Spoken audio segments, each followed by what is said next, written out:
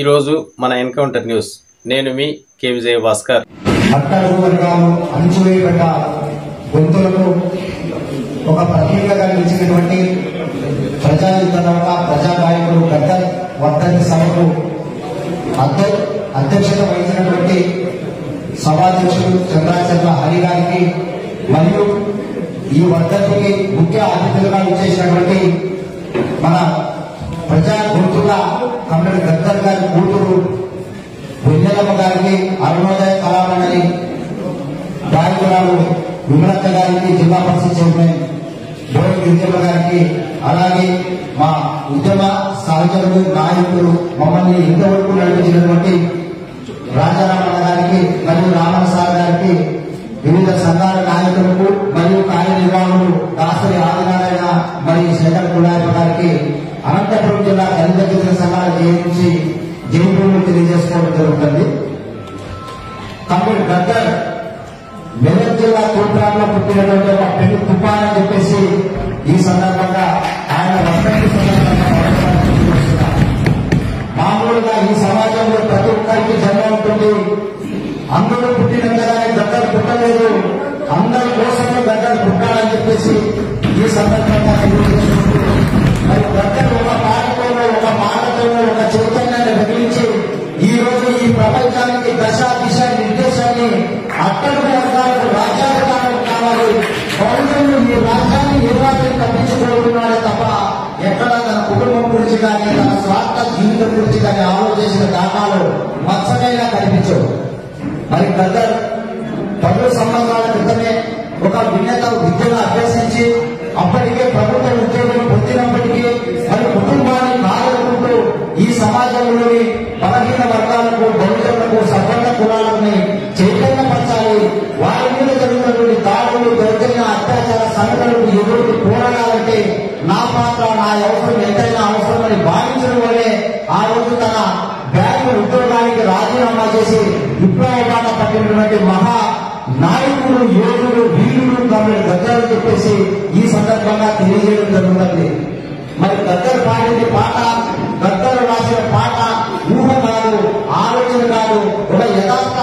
జీవిత కథలు, అతను జరుగుతున్నటువంటి సంఘటనను దృష్టిలో పెట్టుకునే పాటలు రాసి మన వాళ్ళందరినీ చైతన్యపరచాలనే సంగతిని కూడా మనం గుర్తు పెట్టుకోవాలని చెప్పేసి, అలాగే ప్రతి గద్దర్ రాసిన పాటకు ఒక కథ ఉంది అంటే ఖచ్చితంగా ఉంది అని చెప్పేసి ఆ రోజుల్లోనే ఆయన ఇంటర్వ్యూలో చెప్పిన సందర్భంగా, అంటే మానవం అంటారు, మాజులం అంటారు, మాట మాట్లాడితే మక్కలు అంటారు, నీరంతా పెట్టుకున్నారు, పోయిన నారంతా వెళ్ళిపోయారు అని చెప్పేసి ఈ సమాజాన్ని సిగ్గు విడిచి ఏ విధంగా ప్రశ్నించినట్టు గాయకుడు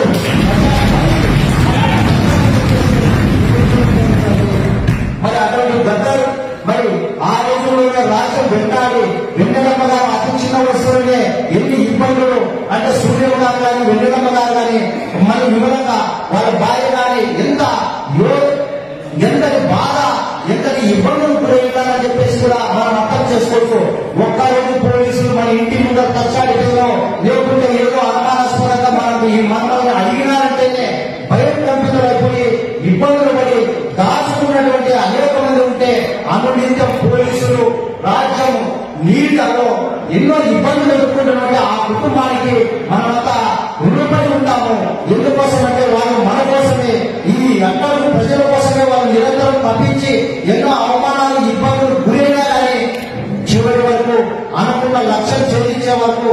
అనుకున్నది సాధించేంత వరకు నా పోరాటం విడవని చెప్పేసి కాబట్టి గద్దర్ కలిశారు. కాబట్టి ఈ రోజు ఆయన వర్ధంతిని అనంతపురం జిల్లా వాసులుగా మనం చేసుకోవడం జరుగుతుంది. అందుకు కమ్మడి గద్దర్ అనంతపురం జిల్లాకి, రాయలసీమలో ముఖ్యంగా ఈ జిల్లాలో చాలా అవినాభావ సంబంధం ఉంది. ఈ జిల్లాలో నెలల తరబడి జీవించే క్రమంలో ఇక్కడ ఉన్నటువంటి అన్ని కుల మతాల ప్రజలతోనూ వరుసలు కలిపి బాబా, చిన్నాయన, అన్న, తమ్ముడు, అక్క, అమ్మ అన్నటువంటి వరుస సంబంధాలు కలుపుకొని జీవించినటువంటి కమ్మడి గద్దర్ ఈ అనంతపురం జిల్లాని ఎప్పుడు కూడా ప్రజలు మర్చిపోలేదని చెప్పేసి తెలియజేసుకుంటూ కమ్మడి గద్దర్ గారి ఆశయాలని, ఆలోచనలు మనమంతా ముందుకు తీసుకురావాల్సిన బాధ్యత కూడా మన మీద ఆధారపడి ఉందని చెప్పేసి తెలియజేస్తున్నాము. అలాగే కమ్మడి గద్దర్ని ఆట ఆగిపోవాలన్నా, పాట మూగిపోవాలన్నా, అతను బలహీన వర్గాలు చైతన్యపరిచే విధానాన్ని రూపుమాపాలంటే గద్దాన్ని అంతే భౌతికంగా నిర్మూలించాలని చెప్పేసి ఆ రోజుల్లోనే రాజ్యాన్ని కక్ష కట్టి అతన్ని చంపడానికి ప్రయత్నం చేసి తూటాలు వర్షం చూపించినప్పటికీ ఆయన మరణాన్ని కూడా జయించి మరోసారి ప్రజల కోసం పాడుతా, మరోసారి ప్రజల కోసం మాట్లాడుతా, ఆడుతా, చైతన్యపరుస్తా అనే రీతిలో చివరిగా ఉంటూ తన శరీరంలో తూటాలను దాచుకుంటూనే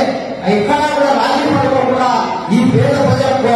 గొంతుకుండా చివరిదాకా పనిచేసినటువంటి తమ్ముడు గద్దాన్ని మన